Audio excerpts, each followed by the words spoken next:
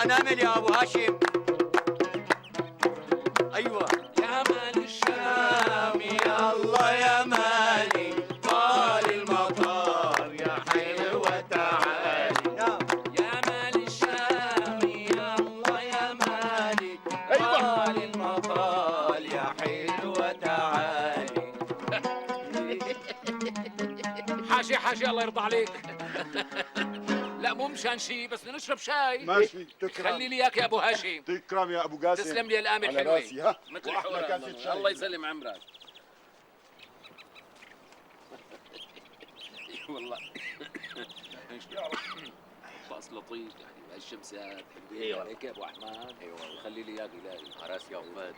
خف لنا ايدك بهالشايات ابو هاشم.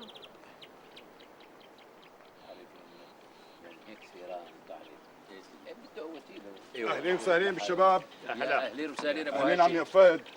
واحلى شاي على البخار عمي شريف. الله يسلم هديات يا ابو ضاي. اهلين وسهلين الله يسلمك. ابو غسام شو رايك بكاس الشاي على اي البخار؟ والله من اراضيها ان شاء الله. اهلين وسهلين صحتين وهنا. شريف ابو احمد. ان شاء الله بيعيشوا هالديات يا ابو اهلين هاشم. وسهلين خلينا اياك. صحتين حبيبي. شو شباب ما بدكم تشربوا شاي؟ لا شكرا عمو، عم نشرب نسكافيه. شو هالحكي يا حبيبي على هالجيل؟ شو هاد؟ انه بس بدي افهم حدا بيترك شاي على البخار وبيشرب نسكافيه؟ ايه ابو فهد شو بدنا ناكل اليوم؟ والله انا فكري نقضيها من قريبه. لا لا اخي شو من قريبه؟ لا سيدي من بعيده. شو رايك ابو احمد؟ لكن عمي لكن. لكن الله محيي الدسم، بدنا دسم. ايه فعلا سيران بلا دسم ولحمه مثل قلته. شو اسمه سيران لكان؟ إيه بس الساعة قطعت الوحدة، ما عدنا نلحق نساوي شي. منلحق حبيبي منلحق، بس انتوا اعتمدوا شو بدكم تاكلوا واتركوا الباقي علي انا. يا سيدي وعلى فرض بدنا نساوي صفيحة، إيه منلحق يا ترى؟ ما بنلحق لأنه أنا جعت، ما بقى أحسن استنى أكتر من هيك. طالما ابني قاسم موجود منلحق نعمل كل شيء، مو هيك يا قسام؟ أنا جاهز يا أبي. انتوا ما بتعرفوا لابني قسام، لقاسم يعني لولب زنبرك زبدية صيني بحياته ما خستك معي. بزماني اجاني ضيوف من الجبل هيك طبوا علي مثل قضا المستعجل، وانتوا بتعرفوني صاحب واجب ووشي سمح. وكانت الساعة وقتها على ما اذكر بحيطان التنتين، وكان اليوم بقى سيدي يوم جمعة، يعني معلومكم نص البلد مسكرة. قلت له لقاسم دبرنا دخيلك يا كاسم، غير هالكلمتين ما قلت له، وفعلا ما خيبني. يعني خلال نص ساعة وقبل ما يخلصوا الجماعة شرب قهوة كان قاسم فارد لي صفرة من الحيط للحيط، يعني بيض لي وشي الله يبيض أصله. احكي لهم على اليوم حلاية يا أبي. ايه صحيح يا بي، ذكرتني بيوم المحلاية. شو قصتها هي يوم المحلاية ابو قاسم؟ رح اقول لكم يا جماعة، هذا يا سيدي من 20 يوم كان في استقبال عند ام فتحي عرموشة، وراحوا لك النسوان ودقوا بابا نقروه، يعني ما لقوا حدا. مو تاري لك ام فتحي عرموشه هربانه من الاستقبال وعامله حالها مريضه عند اختها بجوبر. إيه وشو صار بالاستقبال بعدين؟ مرتي ام قاسم ضربت ايدها على صدرها، قالت لهم شرفوا لعندي، وفعلا هالنسوين ما كذبوا خبر، كفتوا كلياتهم كفتوا لعنا على البيت يعني، وام قاسم مو مجهزه حالها، ولسان النسوين ما بيرحم، وبلساناتهم مبلطه ارض جهنم. يعني اذا مرتي ما قامت بواجبهم منيح ابي نكتوا كرارها. بقى شو بدها تعمل المسكينه؟ حاصت لاصت بارض هالديار ما عرفت شو بدها تعمل. ولما شافها قسام الله يرضى عليه بهالحاله ركض وقال له ولا يهمك يا مو انا بتكفل بكل شيء. وفعلا ما كذب خبر، اخذ هون دايه وبريم على الميدان، وصى على محلايه وجاب الفواكه والمحلي والضيافات والاحباشات، وقال له لامه استلمي يا مو مالكن علي يمين. النسوين شهقت شهق لما شافت الضيافات. ايه والله قالوا لحالهم منيح اللي ما لقينا ام فتحي عرموشه بالبيت، لانه لو شقت حالها ام فتحي عرموشه ما كانت قدرت تعمل اللي عملته ام قاسم. يا سيدي الله يسلم لك يا، بس بصراحة جعنا من هالحديث. معلش كل ما جعتوا بتاكلوا اكثر، بتنفتح شهيتكم وبتزداد قابليتكم. أصبح خلاص بعته خليه يجيب الصفيحة. بتطول عمو؟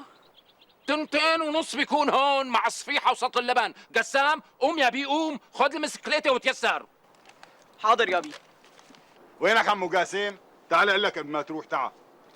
نعم. شوف عمو، هلا بس تروح تقطع اللحمه بتوقف على ايديه اللحامه، لا تخليه يخبص يحط اشكال الوان. بدنا اياها لحمه نظيفه ابره. لا توصي حريص، لا توصيه، هو بيعرف شغله منيح. لك خلي ابني فهد يروح معه بيتسلوا بهالمشوار. لا بلا ما يلبكوا، خليك قاعد عمو فهد، لا تجي. قسام تيسر انت حبيبي. حاضر. قوام، هاتوا عدة هالسلطة لنشتغل فيها من هون ليرجع، خلينا نكسب الوقت.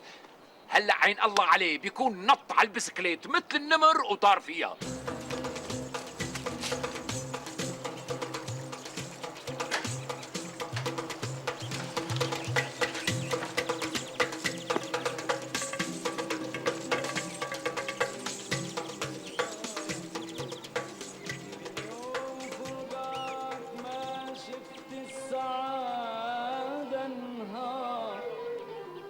نغص حياتي وصرح اللي بنيته نهار يا عين صبي يا عين صبي على بعد الحبيب نهار ما غسلت الخسات؟ ايه بدهم غسيل. لك شو بدهم غسيل؟ بس شيخ زرعين قديش داجنه هالخسه.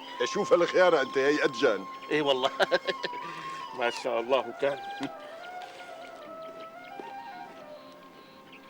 يا عين صبي شي طيب والله، خذ دوق الخيارة. اي والله يسلموا. الله يسلمك. دق لك كم ضلع خسه. هات نشوف. شلون بتحبوا سلطة ناعمة ولا خشنة؟ لا خشنا حبيبي. فهد بكفوا دول الخيارات؟ لا انت التالي شو كفو اخي؟ اعمل حسابك كل خيارايه بلا دورايتين. قديش صارت الساعة هلا؟ 1:03. عظيم جدا. هلا بيكون قاسم عند ابو العز، واكيد ما رح تعجبه لحمة ابو العز. ابو العز معي شواربك، بدي لحمه صفيحه تكون على كيفك. تكرم عينك. تفضل. لا هي مو ظريفه. هدول ظراف مبينين. هدول من باين والله. بس هاي بس يعطيك العافيه. الله يعافيك. هلا بيكون راح لعند ابو عبدو. ابو عبدو لحمته انظف واحسن. اكيد ابو عبدو هلا عم يقطع له اللحمه. السلام عليكم. ليه سيد قاسم؟ كيفك عمي ابو عبدو؟ ليه سيد قاسم؟ شلون اللحمات اليوم؟ على كيفك؟ إيه حط لي من هدول من الباطاطا كيلو ونص للصفيحه. تكرم عينك.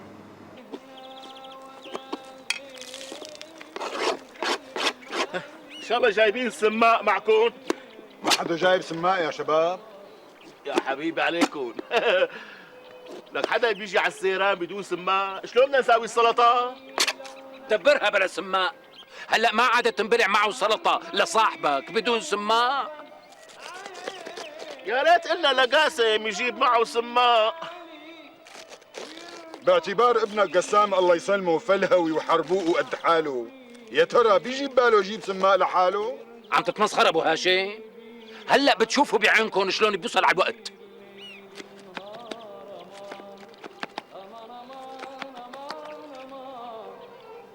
يا بي انا جعت. صبور ابني صبور، كلياتنا جعنا. ابو قاسم شوف لنا على هالرادار وين بيكون صار ابنك قاسم هلا؟ يا سيدي هلا بيكون اشترى سطل اللبن ورجع على الفرن حتى يشق على صفيحات. شو صار معنا معلم؟ تكرم عينك 10 دقايق تاكل دول. بدي اياهم على الوقت تماما. بعد متاخر عليك، يلا يا اخي عجلي بالسفيحه شوي.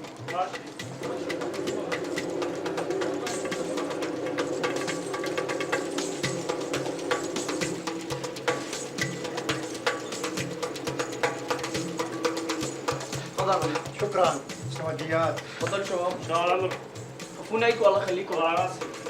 هلا بيكون ابني قسام عم يضيف الفران والشغيله عنب وتفاح لحتى يشهلوا شوي بالشغل. على طول ابني قسام عامل حسابه لكل شيء وحاطط بصندوق المسكليته اشكال الوان. لك انا اخي لك طعم التم بتستحي العين.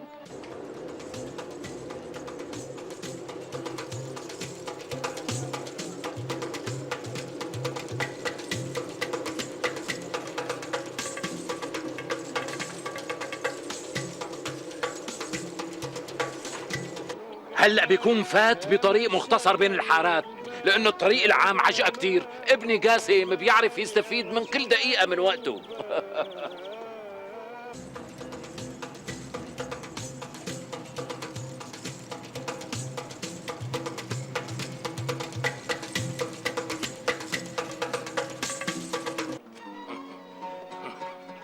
هلأ بيكون عم يزمط بين السيارات مثل الحردون. ابني قاسم كتير شاطر بسواقة المسكليتة، من هو وصغير كان ينط على المسكليت مثل العفريت. على فكرة يا أبو أحمد، بحياته ما ساق مسكليتة بثلاث دواليب، بتعلم على الدولابين دغري.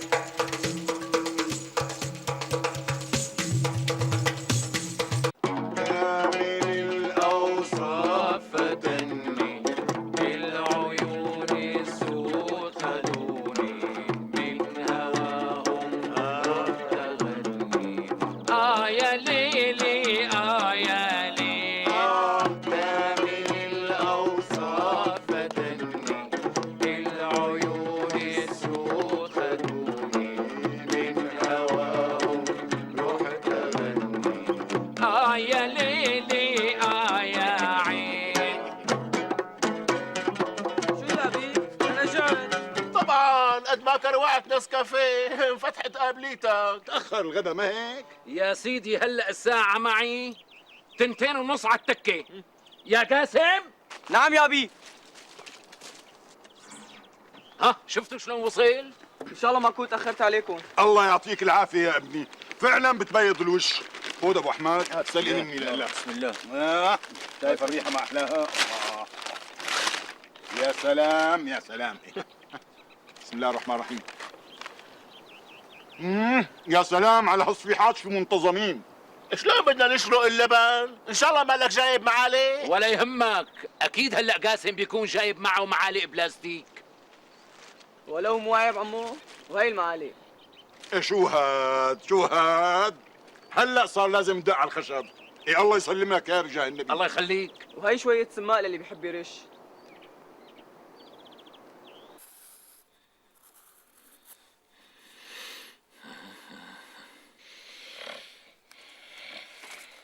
هيك لك. شو هاي؟ هي الخريطة بتحفظها بصم، فهمت؟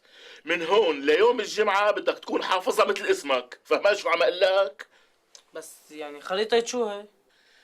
يوم الجمعة الجاي رح ابعتك من السيران لتقطع لنا لحمة. بدي اياك تروح وترجع اسرع من قاسم، ها؟ يعني لازم تحطه بجيبتك الصغيرة لقاسم، فهمت؟ اتبخشت ادنينا بسيرة قاسم وكأنه الله ما خلق غيره. ما بدنا نورجيه لهالمنفاخ ابو قاسم انك احسن من ابنه وانك فلهوي وحربوه اكثر منه، فهمت؟ خلاص الجمعة الجاية رح امسح لك يا مسح لقاسي. واذا فيك تروح تتدرب على الطريق المرسوم بالخريطة روح تدرب، ها؟ خليك تاخد هوا منيح.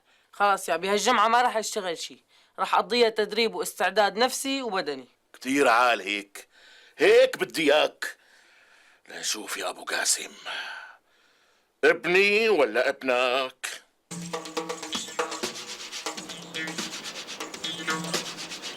هلا بيكون ابني فهد عم يفاصل اللحام. على فكرة ابني فهد كتير شاطر بالمفاصلة. هداك النهار دق على بابنا الشاب حامل مسجلة كبيرة للبيع. قديش طلب فيها يا حزركم؟ قديش؟ يا سيدي طلب فيها 12,000. ايه وبقديش اخذتوها؟ ضل فهد ياخده ويجيبه ويشده ويعصره لحتى نشف له دمه للزلمه. وباعنا اياها ب5,000. إيه لو كان ابني قاسم موجود كان اشتراها ب4. يا حاجتك بقى ابو قاسم، شو ما حدا بيفهم بهالدنيا غير ابنك قاسم يعني؟ شو خلطوا الخراط وقلب مات؟ هلا شو بدنا ويا هالحكي يا ابو فهد؟ شوف لي وين صار فهد هلا؟ هلا بيكون عم يساعد الفران برق العجين لحتى يخلصوا بسرعه. يخزي العين عنه شو شاطر بالرق. عم اقلكن ايديه مثل النسيم مثل المراوح.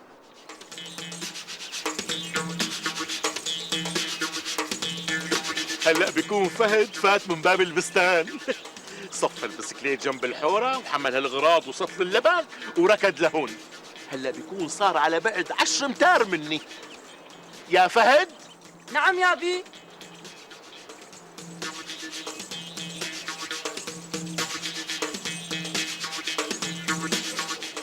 ولك وين الغرام؟ لسه ما رحت. وليش ما رحت؟ ما كان ينفتح معي قفل البسكليتة.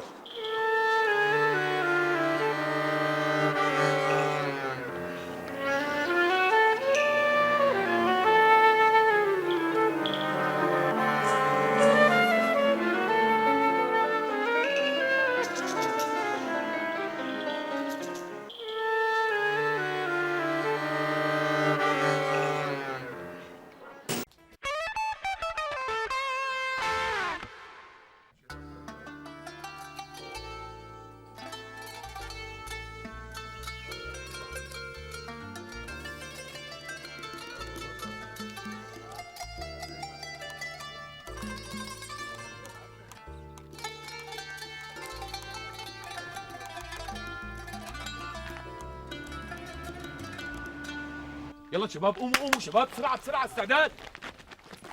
يلا 1 2 3.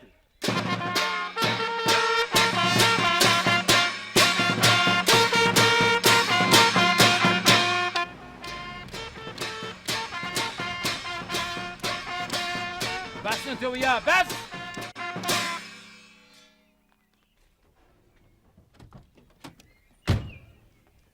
لك شو هذولا؟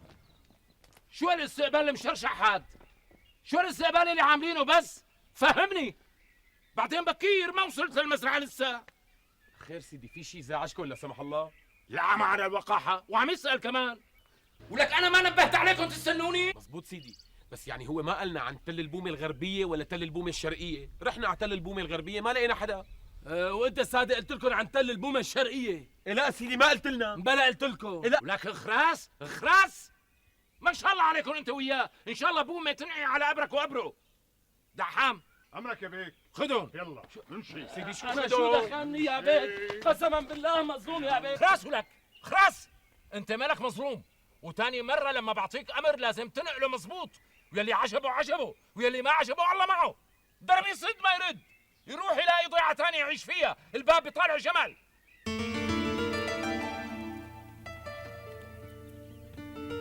ولك امشي يلا. أهلا وسهلا شوكة بيك. أهلا وسهلا شوكة بيك. يا مرحبا شوكة بيك. يا مرحبا شوكة بيك. يا عينيك ولا عينيك. يا عينيك ولا عينيك. شوكة بيك يا عينيك. شوكة بيك يا عينيك. أهلا وسهلا شوكة بيك. أهلا وسهلا شوكة بيك. يا عينيك شوكة بيك. يا عينيك. وقف وقف عندك.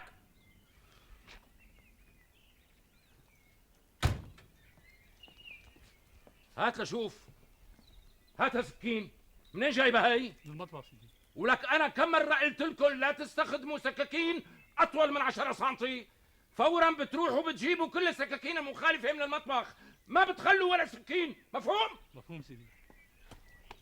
وانت تاني روح لعند دحام، هو بدبرك. انا العصيان ما بحبه، والتمرد على الاوامر يعتبر مؤامره. يلي عجبه الحكي عجبه، ما عجبه يلاقي ضيعه ثانيه يعيش فيها، الباب بيطالع جمال.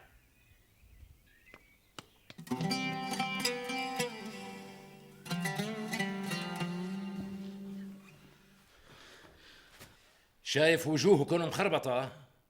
بيظهر ضيافة دحام إلكم كانت دسمة شوي، مو هيك؟ والله يا بيك القتلة اللي أكلناها من دحام كلها ظلم بظلم. والله ظلم. إيه خراس خراس تضرب به الراس، عم تتفصح يعني؟ اوعك مرة تانية تجيب كلمة ظلم على لسانك منوب. هالكلمة بالذات بتخبط لي بدني خبط وبتهز لي كياني هز. بقى اعملوا جهدكم تتحاشوها قدامي تاني مرة. بعدين شلون ظلم؟ فهمني.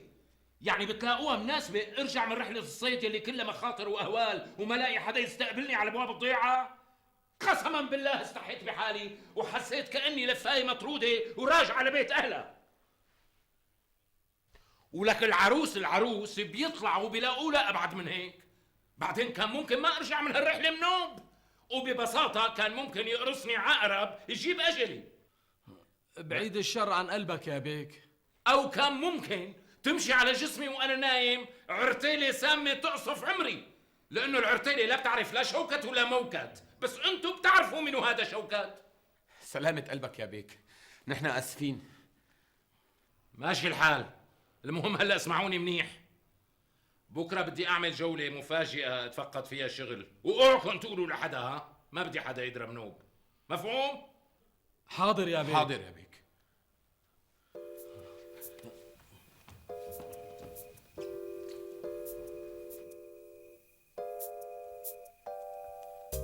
الله يكسر دياته يا حق. شو ساوى فيك المجرم؟ وطي صوتك مشان الله، الحيطان إلها أذان.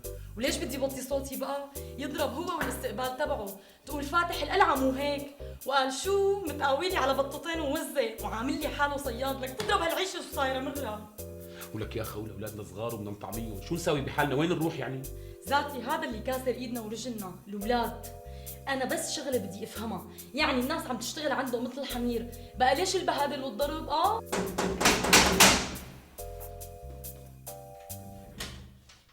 مساء الخير. مساء الخيرات. اهلين ابو حسين. اهلين. تفضلوا. الله يزيد فضلك، نحن مستعجلين شوي، بدنا نحكي معك كلمتين ونمشي. خير ان شاء الله، شو في؟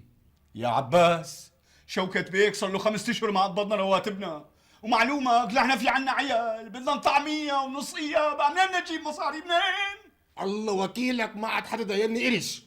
طيب انا شو بقدر اعمل؟ فهموني. انت رئيس العمال وكل يوم بتشوفه.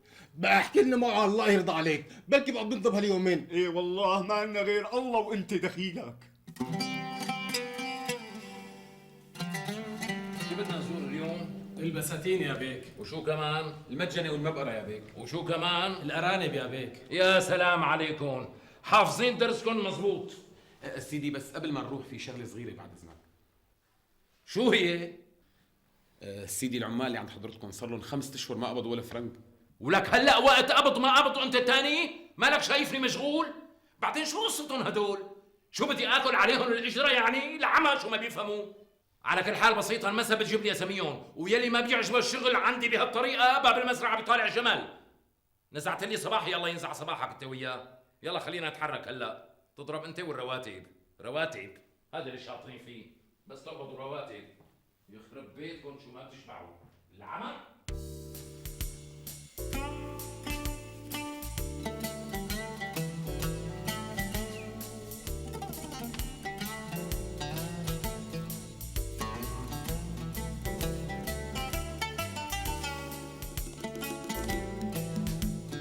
اهلا وسهلا يا بيك، اهلا وسهلا يا بيك، شرفت يا بيك، اهلا وسهلا. وين كنت؟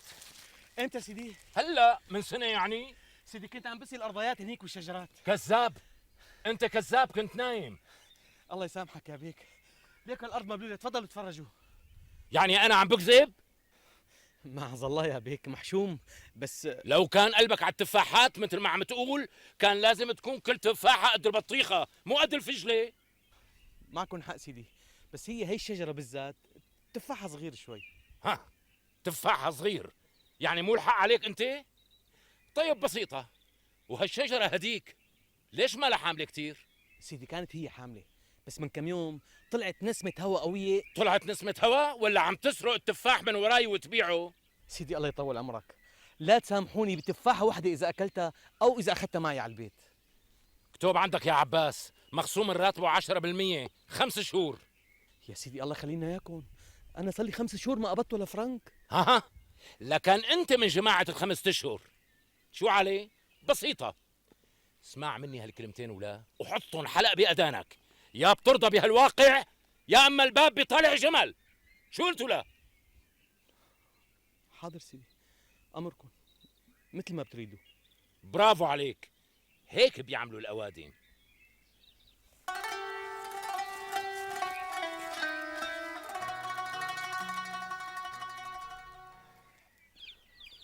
هدول ناقصين 60 طير يا محمود، وين راحوا؟ أعوذ بالله يا سيدي، شو 60 6 بس؟ لك العمى شو بهيم؟ عم اقول لك ناقصين 60 طير بتقول لي 6؟ يا سيدي الله يخلي لي إياك، عدهم مرة ثانية. يعني أنا ما بعرف عد؟ مو هذا القصد يا سيدي، بس شو لا؟ فهمني، أنا قديش سلمتك؟ 500 صوص. عظيم، وأنا بدي إياهم 500 دجاجة، صح؟ وينهم؟ هي قدامك يا سيدي 494 دجاجة. جينا معك، وين الستة الباقيين؟ فطسوا سيدي. سمعتوا بإذنكم؟ قال فطسوا، ولكن شلون فطسوا؟ وشلون حتى خليتهم يفطسوا؟ لك أنا ليش مو مشغلك هون؟ سيدي نسبة الفطس بين الصيصان طبيعية. لا مو طبيعية أبدا. اكيد انت يا سارق من العلف يا سارق من الدواء، يا سارقهم وذابحهم وعامل لك شي عزيمه ببيتك، ولك هالشغلات ما بتخفى علينا ولك. اكتب يا عباس، يخصم من معاشه ثمن 60 دجاجه. يا بيك الله يخلي لي اياك، الله لا يحرمني اياك، عندي اولاد حاجتي 6 دخيله. 60 عجبك عجبك، ما عجبك الله معك، الباب بيطالع الجمل.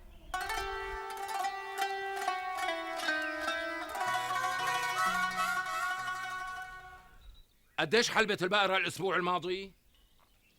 هديك 150 كيلو سيدي. ويلي بعدها؟ 120 كيلو. والأخرانية هديك؟ يعني حوالي 115 كيلو. معناها عم تسرقوا من العلف انتو؟ ابدا يا بيك ابدا، العلف اللي عم تعطونا اياه عم نقدمه للبقرات، لا زياده ولا نقصان. مو صحيح هالكلام، بقراتي وبعرفهم، بعطيهم 50 كيلو علف بيعطوني 200 كيلو حليب، معروفة المعادلة. الله وكيلك الله وكيلك يا بيك، كل شيء بتقدموا لنا اياه علف بنقدمه للبقرات. معناها عم تسرقوا من الحليب انتو؟ اعوذ بالله يا سيدي اعوذ بالله، هذا الشيء ما عم يصير ابدا، قسما بالله ما عم يصير. طيب لحظة، هالبقرة هديك شو جابت؟ عجل. ويلي بعدها؟ عجل. وميمونة الأخرانية؟ كمان عجل. ها بقى معقول كلهم يجيبوا عجول ولا واحدة منهم تجيب عجلة؟ يعني يا بيك سبحان الله، يعني هذا اللي جابوه. لا مو صحيح، هذا اسمه علاك مصدي. انتوا عم تبدلوا العجلة بعجل وفكركم ما حدا رح يكشفكم؟ سجل عندك يا عباس، يحسم الراتب العامل، شو اسمك انت ولا؟ عبد الله طراشي. يحسم الراتب العامل عبد الله طراشي 10% لمدة 5 اشهر. بس يا سيدي والله هذا ظلم والله. لك خراس تضرب بهالراس. عجبك، ما عجبك الباب يفوت جمال. العمى.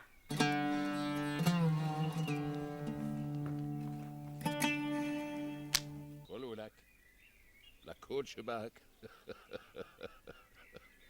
شو اخبار ارامبي يا ابو مطيع؟ يبدو لي مشتاقين لك كتير يا سيدي. بتصدق يا بيك انهم ما بياكلوا منيح الا من ايدك؟ اكيد بيحبوك.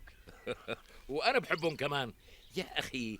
ما بعرف ليش بحب الارانب، سبحان الله. يعني من وقت ما كنت صغير كنت لحمس عليهم واكمشهم. بس الملاعين كانوا يهربوا مني. بعدين لحمهم طيب، شو الحكي هذا من جهة تانية قد ما دبحت واكلت منهم ما بينقصوا، بالعكس بيزيدوا. الله يحببكم ببعض يا سيدي. ما بدي وصيك فيهم، ها دير بالك عليهم منيح، واذا بيموت واحد منهم يا ويلك. صحيح نسيت اقول لك، اليوم بتنقي لي كم ارنب سمان وبتبعتهم لرئيس الطباخين، لاني حابب اتعشى ارانب اليوم. حاضر سيدي.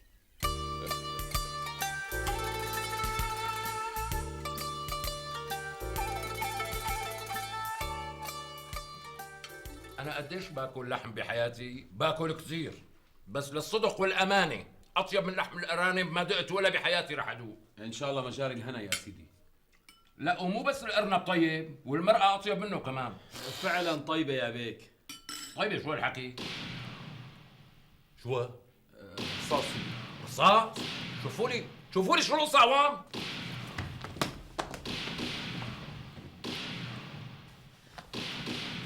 سيدي هذا الضرب جاي من مزرعة فوزي بيك.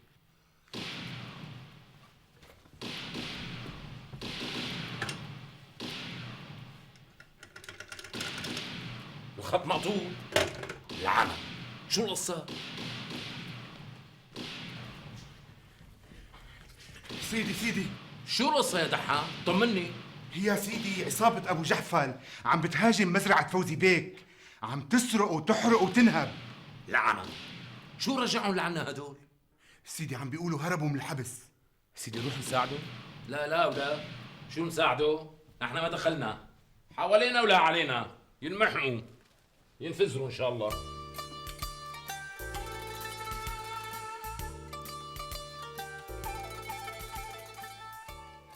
شو الحكي؟ ركبوا خبرية بنو؟ الله وكيلك ما خلوا شي لفوزي بيك، نهبوا الحنطة والعدس والشعير والغنم والبقر والخيل، لك إيه حتى الدجاج ما سلم من عصابة أبو جحفل. البيض شرقوه، الزرع حرقوه، الشجر قطعوه والقصر نهبوه، إيه ما خلوا له شي على وجه الأرض يستفيد منه. العمى على هالقصة، معناتها نحن لحقنا البل. الله يسترنا ويجيرنا يا عباس، حاكم حالتنا مو متحمل النوب. ولوين هربوا جماعة أبو جحفل؟ يمكن هربوا على الجبل. قلتك رح يرجعوا؟ مو بعيدة يا عباس، لأنهم سمعوه عم يقول ما رح خلي بيك بهالديرة يرفع راسه، رح رجعهم فقرة وعلى الحديدة. العمى على القصة، الله يجيرنا. اليوم يومكن يا رجال، يومكن يا أبطال. بدنا ننسي عصابة أبو جحفل، هالطراطير، هالأوغاد، هالمرتزقة. بدنا ننسيهم الحليب يلي رضعوه من أمهاتهم. وبالتالي بدي منكم تحملوا المسؤولية كاملة بالدفاع عن هالمزرعة يلي هي بالنهاية مزرعتكم الحبيبة، مزرعتكم العزيزة. وبعد شوي رح تتوزع عليكم العدة والعتاد. حدا عنده سؤال؟ سيدي ايمتى رح توزعونا سلاح؟ لا تستعجل يا برهوم، السلاح رح يتوزع عليكم بالوقت المناسب. يا بيك امتى بدكم تعطونا رواتبنا القديمة؟ ولك يخرب بيتك على سؤال، هلا وقته؟ هذا انت اكيد من جماعة ابو جحفل وداسينك بيناتنا يا طابور خامس. دحام خدها من وشي ودبره.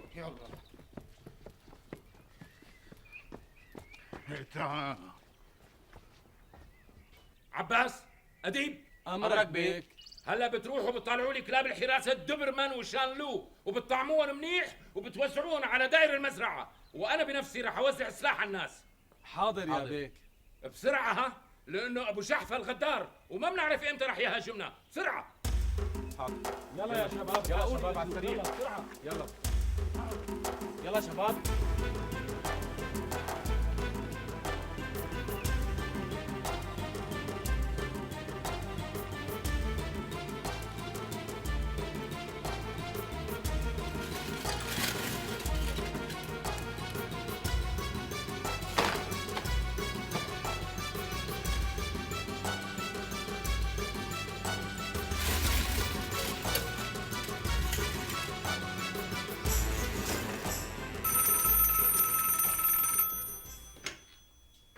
الو نعم.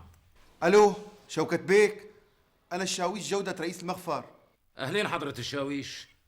سمعنا انه عصابة ابو جحفل بدها تهاجمكم مثل ما هاجمت مزرعة فوزي بيك، مزبوط الحكي؟ ايه والله مزبوط يا شاويش. اصبح وينك شوكة بيك؟ اذا بتحبوا نساعدكم ابعتوا لنا شي 10 روس خيل، يعني مشان الدرك اللي عنا، حاكم الخيل اللي عنا ختيرت، ويعني لبينا ما تصل لعندكم بيكون اللي ضرب واللي هرب. لا ما في داعي، متشكر. يعني بتقدروا تدافعوا عن حالكم لحالكم؟ ايه عظيم. حاكم انا قلبي عندك شوكة بيك، الله وكيلك قلبي عندك. لا ولا يهمك يا شاويش، انا عندي رجال بيحبوني كثير وبياكلوا راس الحية وبيفدوني بروحهم كمان. ايه ماشي الحال، الله معك، مع السلامة.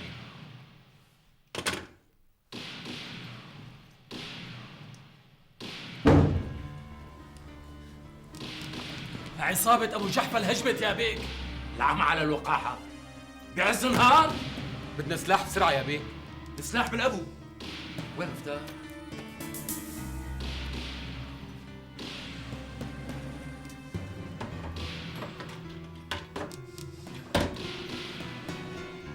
بسرعة يا بيك. ايه طيب شو عم بعمل لك الآن؟ ليكو يلا بسرعة. الله. حاضر يا بيك.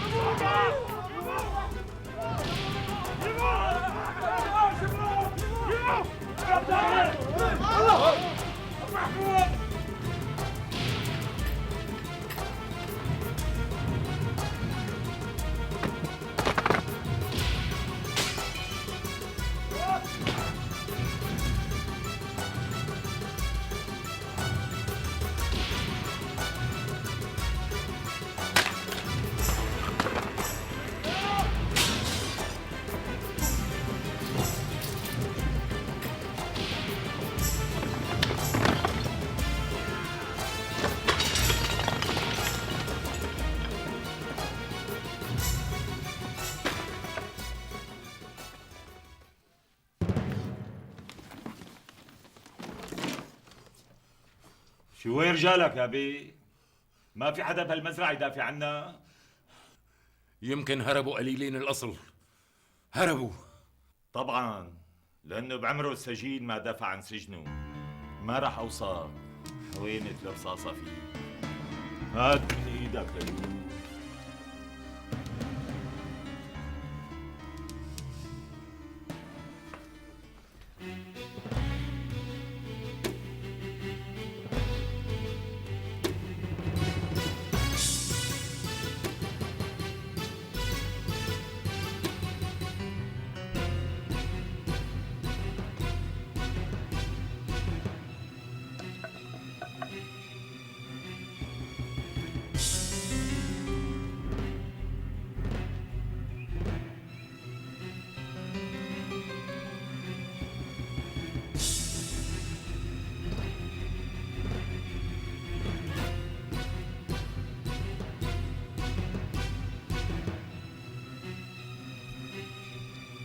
العوض بسلامتك يا شوكت. الله يسلمك يا فوزي. شايف ناهبين لك كل شيء انت الثاني. شوفت عينك، اشوا المزرعة اشوا ما خلوا شيء. طيب وين جماعتك؟ وين رجالك؟ ليش ما ردوا ابو جحفل وعصابته؟ هربوا قليلين الأصل. بس أخ يا فوزي، أخ على ما أعرف ليش هربوا.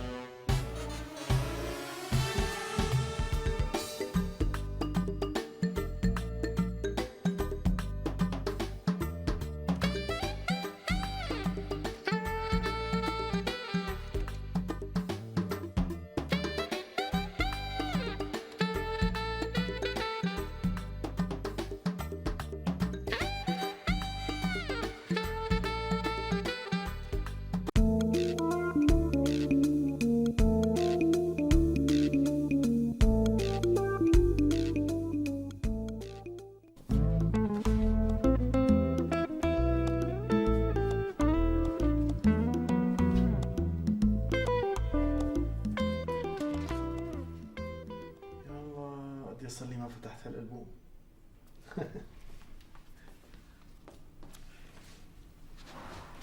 ايه صار الله ايام الجامعة 1970.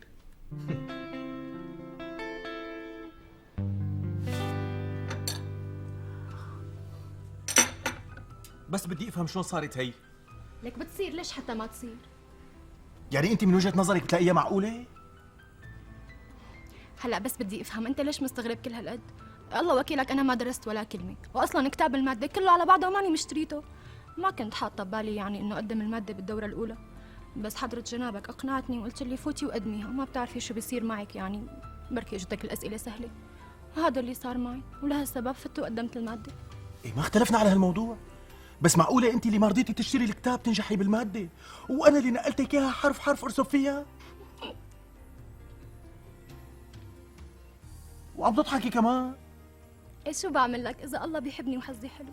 ايه طبعا حظك حلو والله بيحبك. شو قصدك يعني؟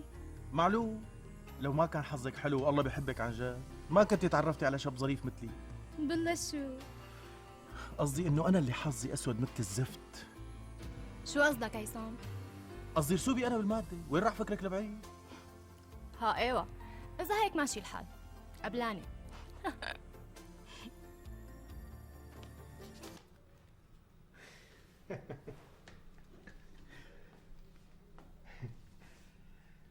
بيتنا 1974.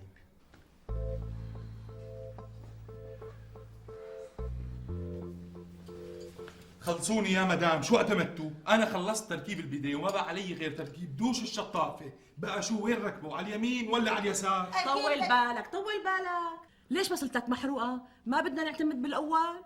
اعتمدوا يا خانم بترجاكي، داخل اجوا من الشوب، بقى وين ركبوا؟ على اليمين على اليسار. العقل بيقول انه الدوش لازم يتركب على يمين البني ادم مشان يستحكي. والذوق بيقول انه ما بصير ينحط الدش بنص الحيط حتى ما يشوه المنظر. اذا قبل العرس بيوم ام العريس عم تأمر وتنهي وتتحكم، شو بتصير بعدين؟ خلص ماما. قال شو؟ ما لهم بالقصر الا امبارح على العصر وبدنا نركبوا حيطنا. قصدك ما لهم بالقصر الا من بكره العصر ماما، لانه بكره عرسي. شو اعتمدتوا؟ بقى وين نركب الدوش؟ طاش حجري. عصام شو عم تساوي عندك؟ يلا جاي. جنينة سنة 1977. يسلموا ايديك. لا تاخذنا عذبناك معنا. شكرا. بتعرفي شو عم يخطر ببالي لك ميادة؟ شو عم بيخطر ببالك؟ عم يخطر ببالي اني ربي كرش عن جد. لك لا، شو تربي كرشك؟ اصلا انا ما بحب الكرش للرجال. معك حق، بس انا بدي ربي كرشي مشان ما تزعلي على حالك وانت بهالمنظر. بالله شو؟ كل هالقد منظري بشع؟ يعني تعاطفا معي. طالما انت جنبي ما في شي بهالدنيا ممكن يزعلني بنوب. اطمن يا ابو. صحيح شو اعتمدنا مشان الاسماء؟ يعني عم بقول لحالي بدي درب حالي من هلا. ابو ايش نادي لك؟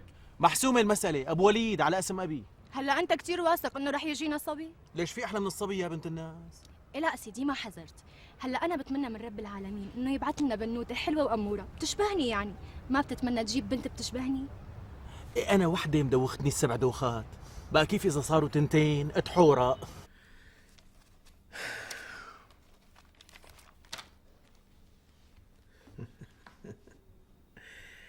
ألف وتسعمية وثمانين. عصام الله يخليك لا تصورني، ما بدي اتصور. حبيبتي ليش ما بدك تتصوري؟ أنا بعرفك تحبي تتصوري كتير. ايه مزبوط كتير بحب اتصور، بس انا هلا وشي منفخ من الحمل، يعني مو خرج تصوير. والله بعرف، بس شو بدي أعمل؟ لازم خلص الفيلم. وانا وشي منفخ. أنت اللي عم تقولي يا مو أنا؟ ايه بسيطة، الله يسامحك. هيه يفتح حريشك يا رزان، والله نقستيني. شو عم تعملي هون لك بابا؟ بابا فيني نام عندكم؟ لا حبيبي ما فيك تنامي عنا لأنه بنخاف ترفسي بطن الماما. لا بابا ما رح رفس، الله يخليك خليني نام عندكم. لا حبيبتي قومي على تختك قوام. إذا بفيق الصبح وبلاقيكي نايمة هون بتختنا بدي أزعل منك كتير. يلا بابا تصبحي على خير.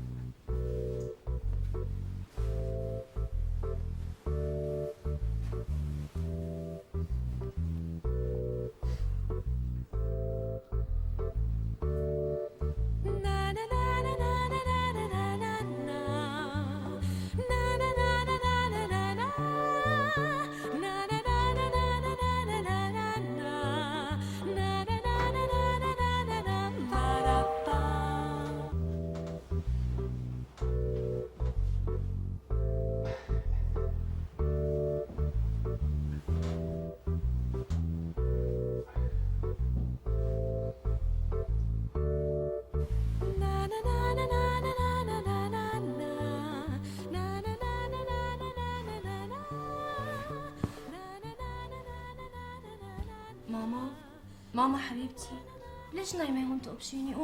قومي على تختك قوام. يلا بسرعة.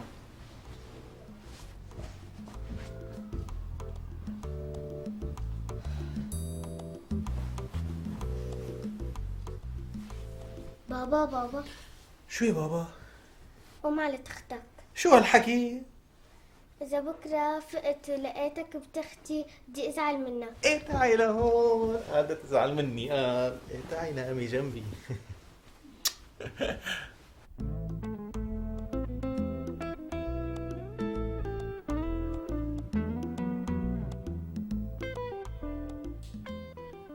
عصام وين غاطس؟ يلا حبيبتي جاي دقيقة واحدة بس.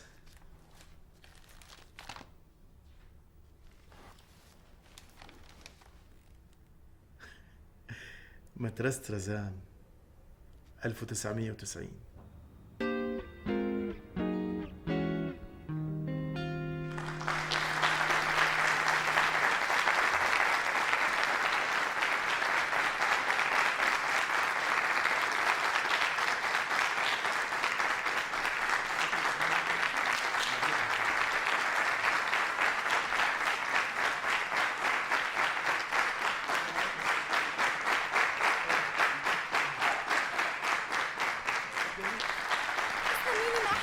شوف صارت صبية. حاسس حالي اسعد انسان بهالدنيا، تقبرني على هالوقفه ما احلاها. تسلمي لي يا رزان. منبت عصام مو احلى وحده بين كل رفقاتها؟ فعلا يا ميادة، ليكي شو صايره عم تشبهي؟ عم تشبهني انا؟ يعني انا حلوه؟ انت ست الكل.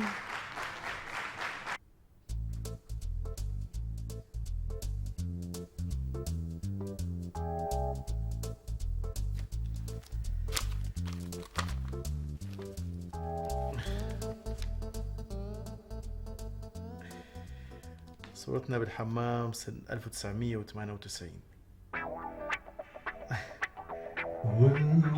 ونلاقاكم حبيبي سلموا لي عليه طمنوني.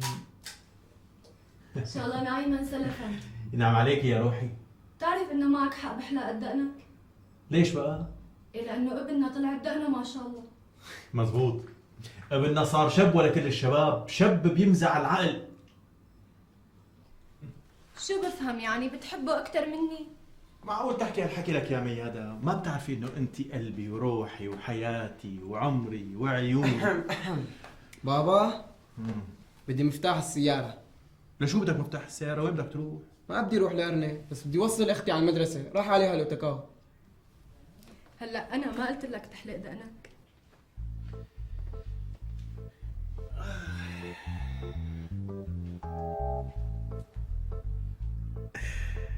مكتبنا عام 2000.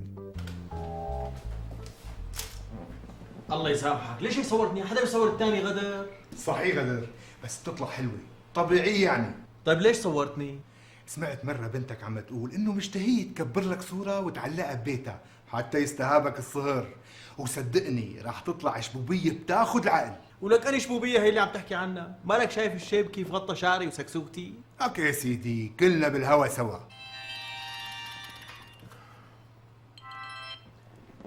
ايه ليه حبيبتي؟ طبعا راح امرق اجيب لها لبنتنا باقة الورد اللي راح تحملها بايدها. إيه معقولة انسى واليوم عرسها يعني؟ وشلون عرفت انه انا اللي على الخط؟ لاني عم بهدس فيكي. الله يخلي لي اياك وما يحرمني منك يا حق. الله معك.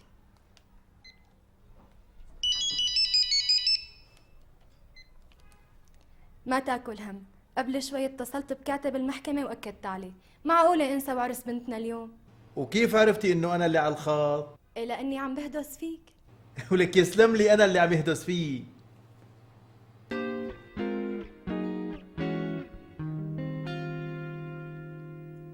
اجي ساعدك حبيبي؟ بيتنا 2002.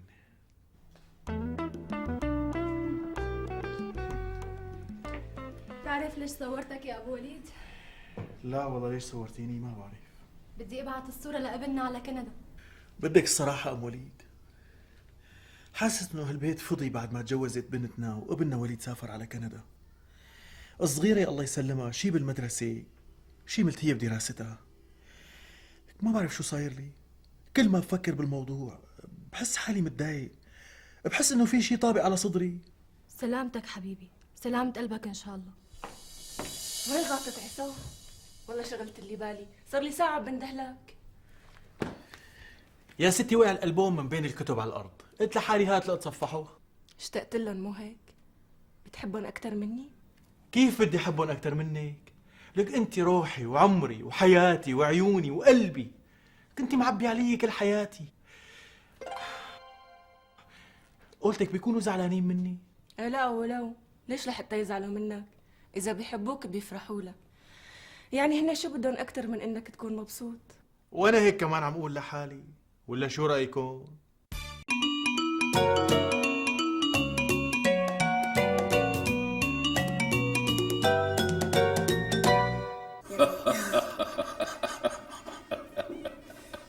بتتصور قد ايه شرف كبير لإلي هاللقاء استاذ. الله يسلمك يا آنسة روعة. تسلمي. الحقيقة أنا مقل كتير بالمقابلات الصحفية، بس بالنسبة إليك الأمر شيء تاني. مفهوم مفهوم. أهلا جاهز وسهلا استاذ؟ ومرحبا. إيه شغالة إيه طبعاً. مسجلة. الرسام المشهور ممدوح عزيز، شو بيعني له الرسم؟ والله يا آنسة روعة، الموضوع بالنسبة إلي ليس مجرد هواية أو حتى حرفة. الموضوع بالنسبة إلي وسيلة للتعبير عن مكنونات داخلية ما بقدر أعبر عنها إلا بالرسم. طبعا وسيلة التعبير بتختلف من مبدع لآخر. مثلا الأديب ممكن يعبر بالكلمة، ممكن يعبر، والموسيقي ممكن يعبر بالنغمة، والرسام بيعبر بالفيشة. والفيشة بالنسبة إلي هي وسيلة للانتقال من العالم الواقعي اللي عايشه لعالم الخيال والأحلام. وبتصور إني لما بوصل لوقت ممكن أفقد فيه القدرة على استعمال الفيشة، فبكون وقتها دخلت مرحلة الاعتذار. بنازع يعني آنسة روعة، بنازع يعني بموت يعني. طبعا ما بقصد الموت بمفهومه الفيزيولوجي، إنما قصدت الموت النفسي، لأنه المبدع بموت تماما عندما يفقد القدرة على الإبداع. استاذ ممدوح، يعني ولو سؤال خاص شوي، بس فضولي كصحفية بيدفعني اني اسألك اياه. يعني حضرتك ليش لهلا ما تزوجت، مع انه المرأة يفترض ان يكون لها مكانة خاصة بحياة اي فنان او مبدع؟ شوفي أنسة روعة، أنا ما بقدر أتفزلك مثل غيري من الفنانين وأقول لك إنه التركيبة النفسية للفنان والخصوصية والأنانية يلي عنده بتخليه يتخلى عن فكرة الزواج. ما أحل لك هالشي. أنا ضد هالفكرة. أنا ما تزوجت لأني بصراحة ظروفي المادية ما ساعدتني. بس حضرتك فنان مشهور وحاصل على جوائز تقديرية وأوسمة وميداليات. مظبوط الحكي، أنا ما قلت لك لا، بس أنت برأيك أنسة روعة شو ممكن تقدم لي شهرة؟ انشهرنا يعني شو ممكن تقدم لي جوائز وميداليات؟ ميداليات إيه مرحبا ميداليات، لا تأخذينا. يعني على القليلة بترفع سعر لوحاتك شوي؟ أسعار لوحاتي؟ إيه أنا بكل حياتي يا دوب بايع حوالي 10 لوحات وبأسعار زهيدة جدا وعن طريق المصادفة. شو الحكي هذا يا أستاذ؟ بس في فنانين أقل من حضرتك موهبة وشهرة ولوحاتهم عم تنباع بأسعار كتير مرتفعة. صحيح بجوز كلامك يكون صحيح، ما بقلك لا، بس على الغالب سعر اللوحة ما عم يتناسب مع قيمة الفنان. طيب أستاذ، شو اللي بيأثر بسعر اللوحة؟ والله يلي بيأثر يا آنسة الروعة هو الدعاية. معقول يكون للدعاية دور بهذا المجال أستاذ؟ إيه نعم، الدعاية هي كل شيء، وأنا للأسف ما بجيد هاللعبة على الإطلاق، ما بجيدها. طبعا أنا ما عم شكك بمكانة الفنانين العالميين الكبار يلي عم تنباع لوحاتهم بأسعار خيالية، ما بشكك أنا، لكن كمان في فنانين ما بيقلوا عنهم أبدا، بس لوحاتهم للأسف ما عم تلاقي مين يقدرها. وراح أضرب لك مثال صغير. تفضل أستاذ ممدوح. هذا يا ستي الكريمة كان في فنان موهوب كتير، بس مو مشهور بنوب مغموم ما حدا بيعرفه، وكان يبيع اللوحة ب 200-300 دولار. بعد ما مات اجا مليونير كبير اشترى لوحاته بمبالغ كبيرة. هالناس استغربوا كتير وفكروه مجنون، قالوا له شلون بتشتري لوحات فنان مغموم بهيك مبلغ كبير؟ بتعرفي أنسة روعة شو جاوبون؟ شو جاوبون أستاذ؟ قال لهم هذا الفنان كان مغموم، بس بعد ما اشتريت أنا لوحاته صار مشهور. وبالفعل لما نشرت وسائل الإعلام الخبر إنه المليونير الفلاني اشترى لوحات للفنان الفلاني بالمبلغ المذكور، صار اسم الفنان أشهر من نار على علم، وصارت لوحاته تنباع بالمزادات بمبالغ خيالية. شفتي بقى شو تأثير الدعاية والإعلان على الفنان؟ فعلا قصة غريبة كتير. لا ما في شيء غريب، هذا هو الواقع أنسة روعة. الحقيقة أستاذ ممدوح أنا كتير استمتعت باللقاء معك. يا ستي هذا تلطف منك، اهلا وسهلا فيك يا انسي. الله يخليك، يعني يا ريت تسمح لي إني أنا حاسب على الطاولة. شو عم تحكي انت؟ والله ما بيصير، اعوذ بالله، انت ضيفتي ولو انسه ضوعه. شكرا كتير. بيصير؟ شكرا كتير أستاذ. اهلا وسهلا فيكي. فرصة سعيدة كتير. اهلا وسهلا، كنت بتمنى تعدي اكثر معلش. بس عندي موعد. تشرفنا. اهلا وسهلا، الله معك، مع السلامه. شرفتي. مات امور استاذ. حساب الطاوله والله. على عيني. اعطيني حساب الاستاذ ممدوح.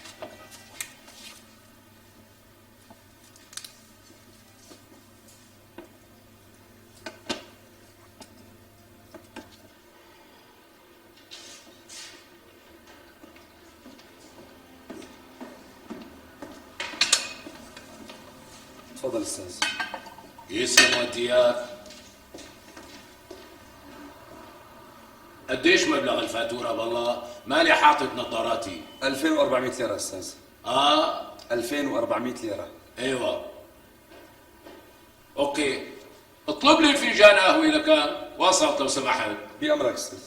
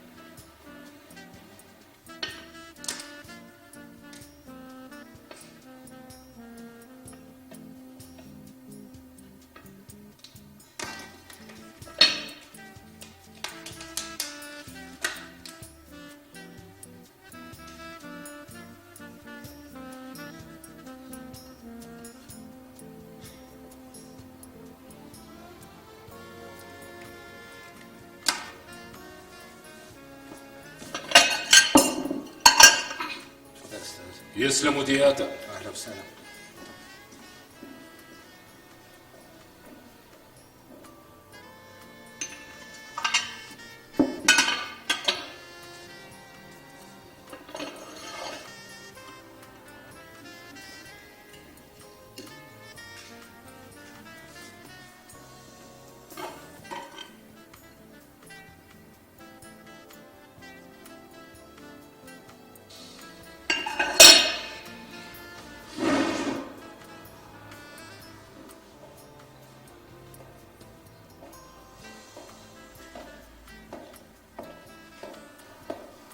مات.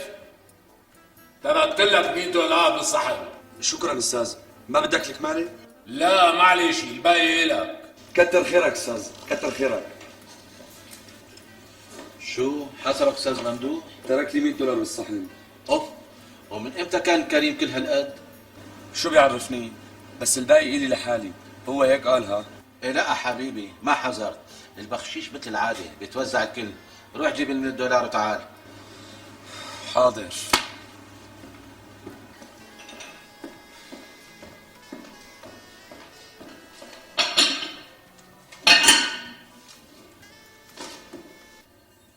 نعم على الخيمة. شلون مرقت عليكم هالشغلة هي؟ معلم انا اطلعت من بعيد على الصحن لقيت فيه 100 دولار، بس ما توقعت انه تكون رسم ابدا. كان المفروض تتأكد قبل ما يمشي الزلمة، وانت الثاني المفروض ما يطلع الزبون من المطعم قبل ما يسكر حساب الطاولة على دوش بارة. هذا اللي صار معلم. شو هذا اللي صار بقى؟ أنا ما بقبل نحط تحت وحدي أبدا، ولذلك حساب الطاولة راح ينخصم من أجرتكم انتوا اثنين. أنا مالي دخل، الحق القرصون المشرف على الطاولة. هلا صار ما دخلها؟ نسيت حالك وقت نويت تقاسم لك مالي ما؟ خلاص قر انت وياه بلا حكي فاضي، انا راح اشتكي للشرطة، اذا رجعت المصاري كان بها، وان ما رجعت راح اخصم على كل واحد منكم 1000 ليرة، يلا على شغلكم. امرك معلم، شرف.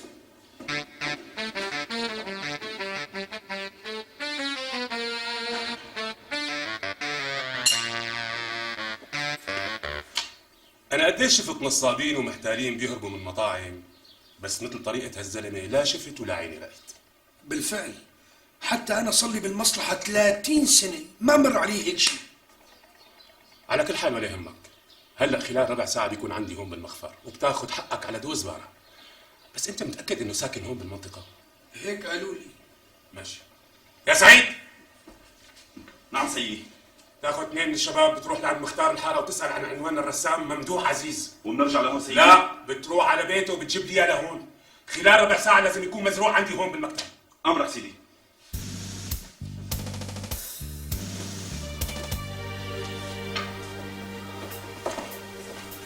السلام عليكم. وعليكم السلام ورحمة الله.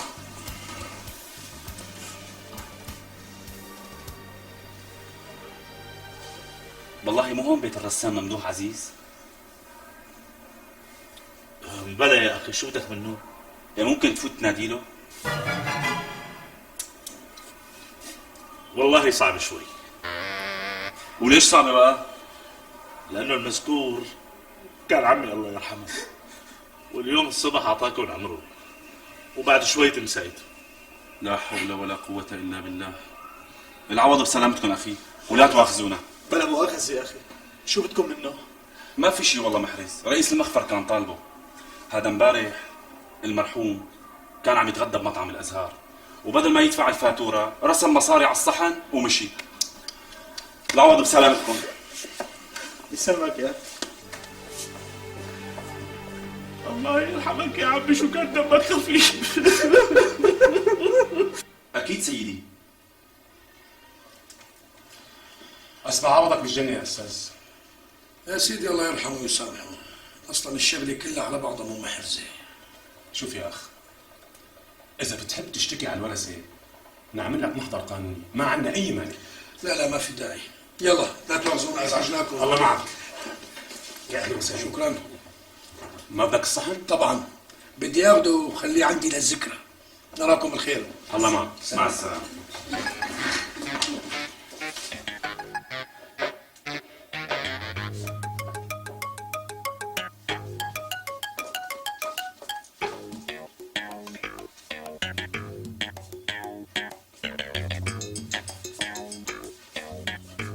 منيح محلهم هون؟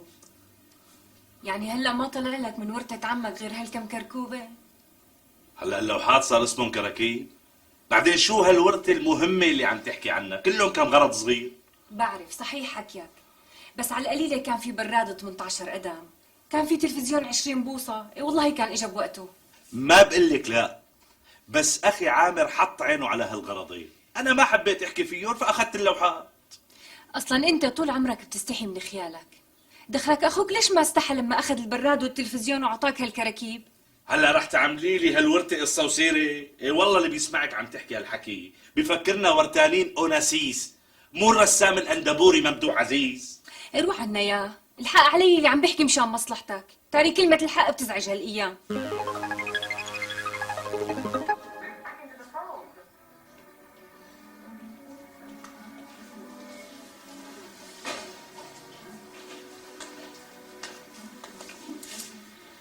شو؟ شايفتك كتير مبسوط على التلفزيون. مو احسن من التلفزيون القديم اللي كان عنا؟ ايه ما اختلفنا يعني، بس من كل هالورثة تبع عمك ما لحق لك الا هالتلفزيون والبراد. دخيلك انت والورثة، اصلا هدول الغراضين احسن من كل الاغراض اللي تركون عمي الله يرحمه. ليش حبيبي؟ واللوحات؟ قالوا لوحات؟ اللوحات اللي كان رسمها عمك الله يرحمه. شبهها؟ ليش تركت موفق ياخدها؟ هلا برايك اللوحات المدهونه احسن من البراد والتلفزيون؟ ايه طبعا، كنا صمدناهم على القليلة على الحيطان، مانك شايف بيتنا كيف كله فاضي ما في ولا لوحة توحد ربها. يعني اللي بيسمعك عم تحكي هالحكي بيقول انه حضرتك ما كنتي تتكنسي من معارض الرسم، ولك انت شو فاهمك بهالشغلات؟ مو شرط افهم حبيبي، ليش ان شاء الله مفكر انه كل اللي بيعلقوا لوحات ببيوتهم بيفهموا فيها؟ هي كلها شغلة منظرة وبهورة. صحيح، بس اللي بده يتمنظر ويتبهور لازم بالاول يكون بيته مكمل من مجاميعه وبعدين يفكر بهيك قصص، مو مثل حكايتنا. ليش شو بدنا نحن؟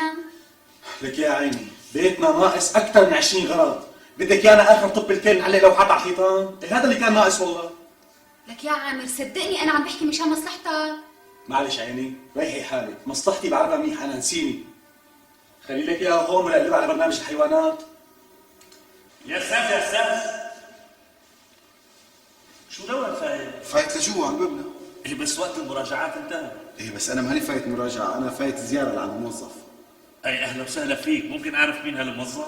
هو الحقيقه انا ما بعرفه بشكل شخصي، بس قالوا لي انه بيشتغل هون. إيه اصبح اعطيني اسمه لحتى ادلك وين بتلاقيه. اسمه موفق عزيز. موفق عزيز؟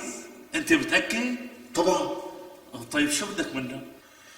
هلا شغلتك هي، انت دلني وين بداوم وصلى الله وبارك. يا سيدي بداوم هون. هون عندك بهذا المكتب؟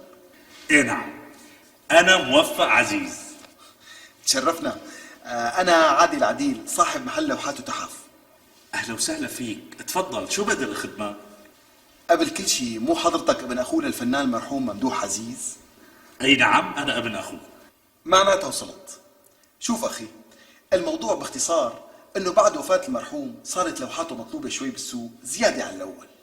سمعت هالشي، مع انه المسكين وهو عايش كان يتمنى يبيع لوحة واحدة من لوحاته وما كان يقدر. المهم سمعت انه عندك 4 لوحات من لوحات المرحوم. صحيح، هدول طلعوا حصتي بالورثة.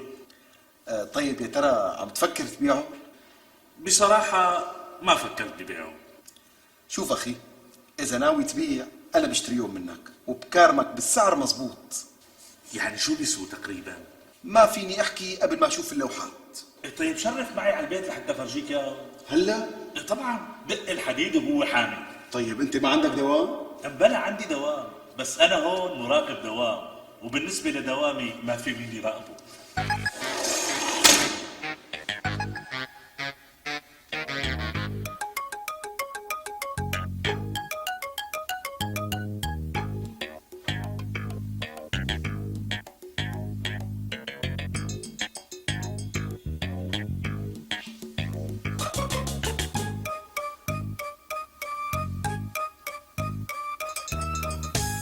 ظاهر عجبوه ما هيك؟ قول ان شاء الله. بس قولي قلبك ما تطلب سعر رخيص. هلا ما بدنا نهرب الزلمه، شو ما دفع منيح. ايه يا اخي، انا مستعد اخذ هدول اللوحات ال4 دفعه واحده، بس تذكرني بالسعرها. مو على عيني وراسي، ان شاء الله ما بتطلع من هون الا رضيان. قديش بدك باللوحه؟ حوالي 60,000. 60,000؟ ايه نعم، اسأله. امبارح اجا واحد دفع لنا بالوحدة 50,000 ما بعنا. يعني انا بحسن ادفع 55,000 بالوحده. الحقيقه ما بنقدر نبيعهم باقل من 60,000. ماشي الحال، اتكلنا على الله. شو يعني؟ يعني وافقت ولا بدكم ترجعوا بكلامكم؟ لا اعوذ بالله، شو نرجع بكلامنا؟ ماشي الحال. هي شيك ب 240,000، بس اذا سمحت يا ريت تعمل لي ورقه تنازل عن اللوحات. على عيني يا اخي. فردوس جيبي لي ورقه وقلم لحتى اكتب له التنازل. حاضر.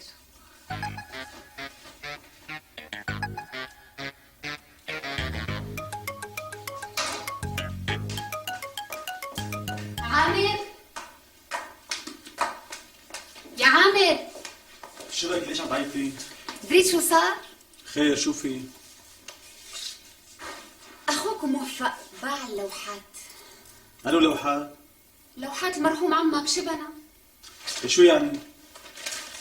بجوز متضايق على قرشين عم باعهم، يعني ستي أنا بعتبره محظوظ إنه لقى حدا يشتري هيك لوحات. لك يخزي العين عنك، حولك وحواليك شو فهيم. طيب ما بدك تسألني حبيبي قديش باعهم؟ بقديش يعني؟ ب60,000. شو هالحكي؟ مستحيل. العمى بعيونه على الحظ. يعني وقفت اللوحة ب15,000؟ لك تقبر قلبي إن شاء الله. اللوحة الوحدة باعها ب60,000 ليرة، يعني ال4 لوحات طلع حقهم 240,000 ليرة سوري عدا ونقدا. لك علي شو عم تحكي؟ أنت متأكدة من هذا الحكي؟ هاي جايتي من بيت أخوك. كيف صار هيك؟ نحن وقت وزعنا أغراض عمي بيناتنا قدرنا كل اللوحات ب20,000 ليرة.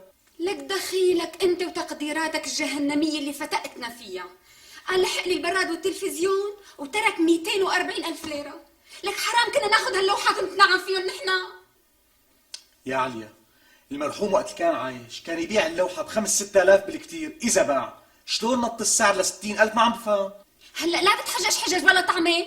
عامر انت بصراحة ني وتشتوش وما بتعرف تخطط. ايه اصلا كل عمرك هيك متسرع وسطحي وما بتحسبها لقدام. هلا لا تزيدي على قلبي انت الثاني، خلص هذا اسمه نصيب، الله من عنده مكاتب لنا. لك بدل ما تحكي هالحكي قوم اتحرك، نطلع عند اخوك وطالبه بنص المبلغ. ها وشو المناسبة اني طالبه؟ بمناسبة انه القسمة ما كانت عادلة من جهتك، روح رجع له البراد والتلفزيون وطالبه ب 120,000 ليرة. ما بظن اخي يقبل. لا سيدي بده يقبل، اصلا المفروض هو لحاله يتحسس ويعطيك حصتك، مو يبلع الورقة ويطنش. لك روقي شبكي مبحتي، خليني افكر كيف بدي افتح معه الموضوع، الشغلة مو هيك، بدها شوية تخطيط. دخيلك تقبر قلبي، فكر وخطط قد ما بدك، اصلا ما رح يجيب اجلنا على اهون سبب الا التفكير العظيم تبعك، فكر حبيبي.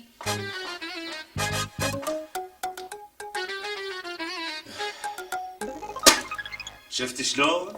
بالاول ما كانت عاجبتك الحصه، كان بدك البراد والتلفزيون. لك يا لطيف قديش كنا ندمنا لو اخذنا نحن البراد والتلفزيون وعامر اخذ اللوحات وباعهم بالسعر. لا حبيبي ما كنا ندمنا، لانه اخوك على قد ما هو ذكي وحربوق كان رح يبيع اللوحه مثل ما انت كنت بدك تبيعها ب 6000. بقى لا تنسى انه انباعوا اللوحات بهالسعر بشطارتي انا. بشطارتك؟ يعني مو بشطاره المرحوم اللي رسم وتعب وسهر الليالي. لا يا سيدي مو بشطارته، اصلا لو كان عايش ما بيحلم يبيع لوحه من لوحاته بربح السعر. والدليل انت كنت رح تطلب فيها 6000، لو ما انا لحقتك وسكتتك كانوا راحوا اللوحات بتراب المصاري. على كل حال كتر الله خيرك يا شاطره. صدقني ما عم بفهم عليك، صار لك ساعه عم تاخذ وتعطي معي وتقرب وتبعد وما عم تفهمني شو القصه. ليش ما بتفوت فورا بالموضوع وبتخلصني من هالهم؟ بصراحة اخي انا حاسس انه بيطلع لي عندك تعويض. تعويض شو؟ تعويض عن الخطأ اللي صار بالتقدير. تقدير شو؟ تقدير الورثة. يعني انت الله يتم عليك بعت اللوحات ب 240,000 ليرة، وانا شو طلع لي؟ براد وتلفزيون مستعملين وما بيطلع حقهم 20,000. إيه وانا شو دخلني؟ انا ضربتك على ايدك وقلت لك خذ البراد والتلفزيون؟ لا طبعا ما ضربتني، الحق علي انا. ها؟ يعني انت اخترت بارادتك، هي اولا. ثانيا اللوحات انباعوا بهالسعر هيك بمحض الصدفه. ولا لا؟ ليش بمحض الصدفه؟ من شطاره مرتي ومهارتها، هي شلفت السعر والشاري رضي فيه. ما اختلفنا، كمان مرتي بتعجبك وشاطره بالشلف، يعني لو كانوا اللوحات عنا واجتنا بيعتهم كان ممكن تشلف اكثر. انت ما بتعرف لمرتي قد شليفه ما في. طيب بهيك حالة لو كنت انت بايعهم كنت عطيتني تعويض؟ ايه طبعا بعطيك، يعني بدها اثنين يحكوا فيها، ما احلاني يكون بايعهم وما اعطيك. طيب وقديش بدك مني تعويض هلا؟ اخي نص بالنص، يعني انت بتاخذ غرض من اللي عندي وبتعطيني منك 120,000 ليرة، وهيك بتكون القسمة عادلة. 120,000؟ لا حبيبي ما حذر، وهيك تخنت شوي. هذا المبلغ من حقي انا، بس ممكن يطلع من خاطري اعطيك شي 10,000 ليرة. شو 10,000؟ بس 10,000؟ يا حبيبي هذا اللي بيطلع من خاطري. هيك تصدمني كثير. شو بدي اعمل لك اذا كان حظك هيك؟ طيب هات 10,000. لك مو معقولة واحد غيرك كان لحش 10,000 ليرة بخلقته، معقول انت عامر قديش نفسك دنية؟ لك من 120,000 ليرة بترضى تاخذ 10,000؟ شو بدي اساوي يعني؟ هدول اللي طلعوا من خاطره. لك يكسر خاطره إلهي، قديش طمعه بالحموطي، بس شو بدي احكي؟ الحق مو عليه ابدا، الحق عليك انت اللي سكت له وخليته يركب على ظهرك. بالفعل عامر انك طلعت ني ودشتوش فوق اللزوم وما بتعرف تطالب بحقك. بتعرف اذا ما لحشت له 10,000 ليرة بخلقته والله ماني قعدت لك بالبيت ولا دقيقة. بس يا عليا لا تبسبس عامر، لا تطقني، سمعت شو حكيت معك ولا عدلك وقفت لك؟ خلص روقي، بكره بروح لعنده. لا مو بكره، اليوم وهلا كمان. ولك خلصنا بقى العمضابه، شو صايره؟ ما عاد لي كلمه بهالبيت، يعني عم اقول لك بكره يعني بكره، خلصنا. لك شو في رد علي؟ من شان الله تركي بهمي. شو صاير فهمني؟ لك اكلنا كلنا مرتب بهالبيعه. خير شلون اكلت الكلم؟ فهمني قول. لك الرجال اللي اشترى مني اللوحات باع اللوحه الوحده ب 250,000 ليرة. معقوله؟ ايه سيدي معقوله ونص. يعني الزلمه راح يبيع الاربع لوحات ب1,000,000 ليرة سوري. قالوا مفكرين حالنا شاطرين وشلفنا شلفه فوقانيه بالسعر. ايه تضرب مرتي على هيك شلفه؟ والله شي بيحط العقل بالكف. طيب شو اللي خلى اسعار المرحوم قصدي اسعار لوحات المرحوم ترتفع كل هالقد؟ إيه شو بيعرفني؟ هلا المهم نحن نستغل هيك فرصة منيح. كيف يعني فهمني؟ يعني طالما المرحوم ضارب سوقه بهالكام يوم، شو رأيك نروح على بيته اللي كان مستأجره ونبحبش بكراكيبه واغراضه الا ما نلاقي لنا شي لوحة مشلوحة هون او هون. وبينباعوا معنا؟ ولك ما في شي ما بينباع، اترك هالشغلة علي وشو بيطلع معنا بالنص انا وياك، شو رأيك بقى؟ موافق. خلص لكن خلينا نروح ندق الباب على صاحب البيت وناخذ المفتاح منه قبل ما يتأجر البيت. طيب ودوامك؟ لك شو بدك بدوامي؟ انا هون معين مراقب دوام وهدول نسيانين يحطوا مراقب علي.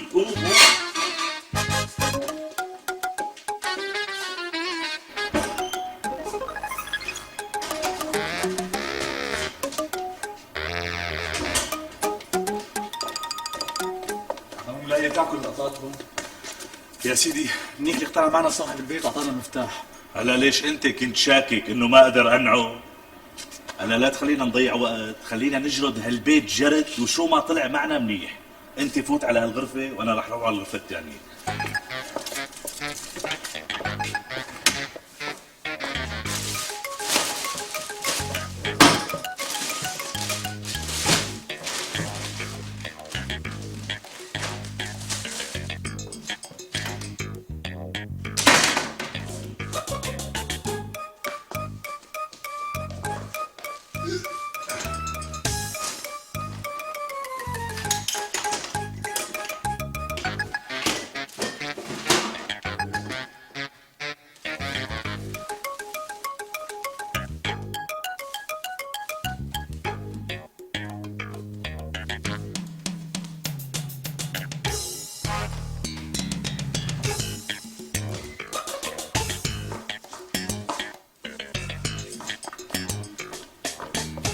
عامر خبرة كثير خبرة. شو صار معك؟ ما لقيت غير هاللوحة ومو مكملة. العمى فعلا ناقصها الوان هي.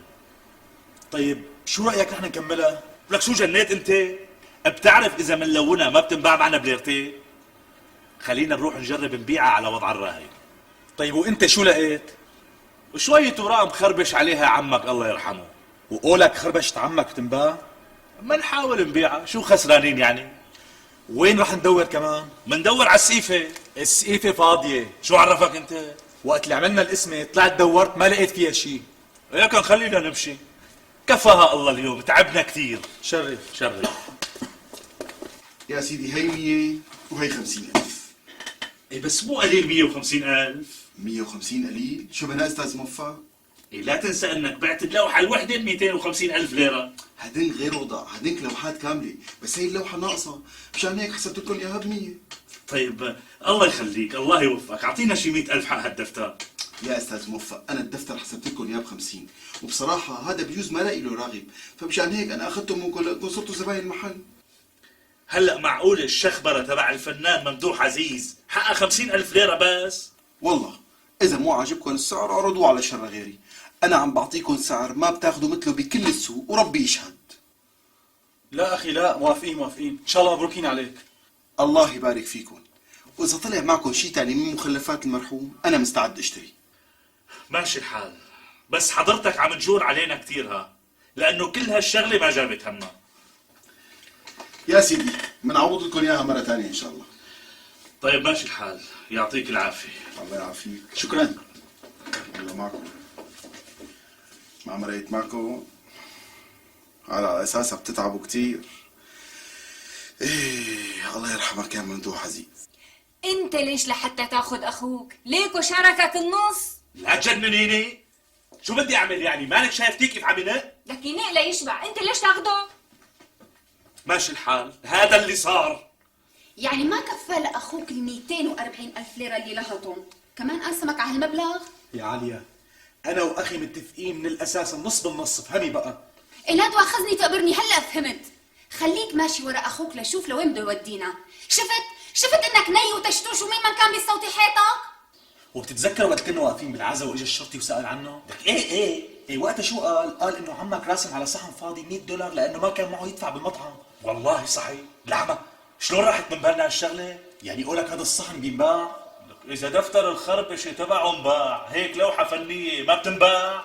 امشي لقلك امشي. لحظة، حافظ اسم المطعم؟ اسمه مطعم الازهار، بعد لقلك. قلنا لحالنا لازم نبري ذمة المرحوم ونوفي عنه كل ديونه. يا سيدي الله يبارك فيكم ويسلمكم. ودرينا كمان انه عمي الله يرحمه اجى لعندك على المطعم تغدى وما كان معه يدفع الفاتورة. ايه نعم، يوم ما رسم على الصحن $100 ومشي.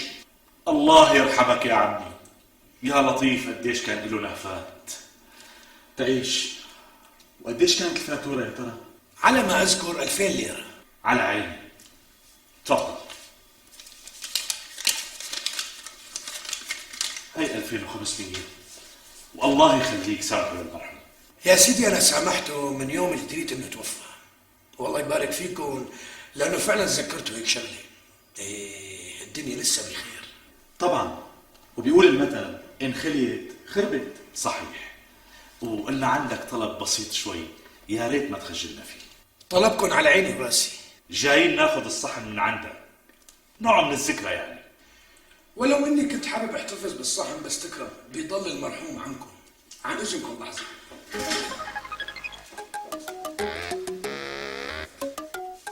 يا سيدي تحفة فنية هالصحن، بس ما بعرف إذا ممكن نلاقي له زبون. أنت ما بينخاف عليك، رح تلاقي له 1000 زبون. يعني أنتم بدكم تبيعوه؟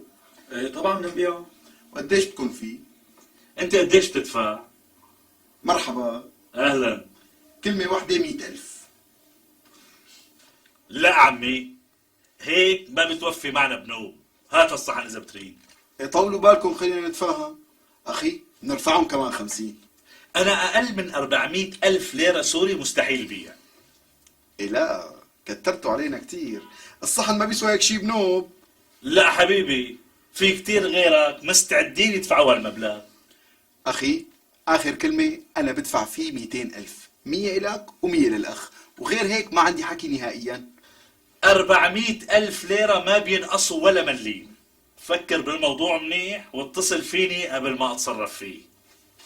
لا عمي، تصرف فيه وخذ راحتك. أنا بالنسبة لي ما رح فكر بالموضوع نهائيا. بقى أنتوا فكروا على مهلكم وردوا لي خبر. ماشي الحال، يعطيك العافية. الله يعافيك.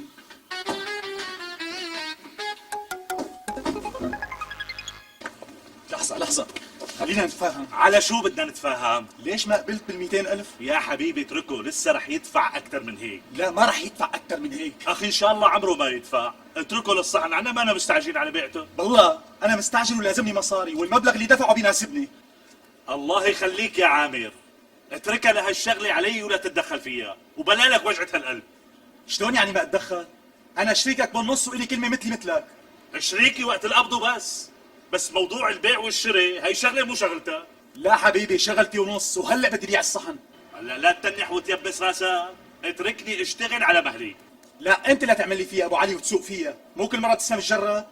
هات الصحن. اترك الصحن، شو صار لك يا عامر؟ ما صار لي شيء بدي بيعه، هاته. لك يا اخي خلص بنتفاهم بالبيت. هون بدنا نتفاهم وهون بدنا نبيعه، خلصني بقى هاته. لك خلص بقى ما راح اعطيك اياه لو بتدق راسك بالحيطان. قلت لك بدي اخذه وبيعه غصبا عنك. لك ما راح تاخذه الا على جثتي. لك خذ.